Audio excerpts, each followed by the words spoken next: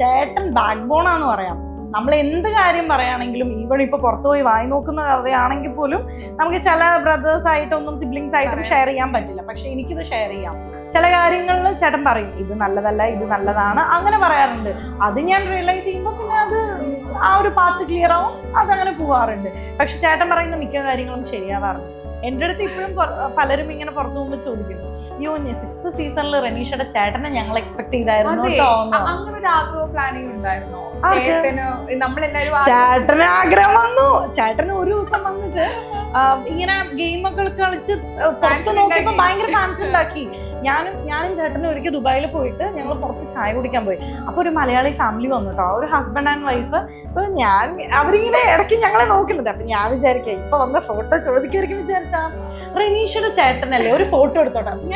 ഞാനിവിടെ ഉണ്ട്, ഞങ്ങൾ ചേട്ടന്റെ ഭയങ്കര ഫാൻസ്. ഞാനങ്ങ് ഒരുക്കില്ലാതെ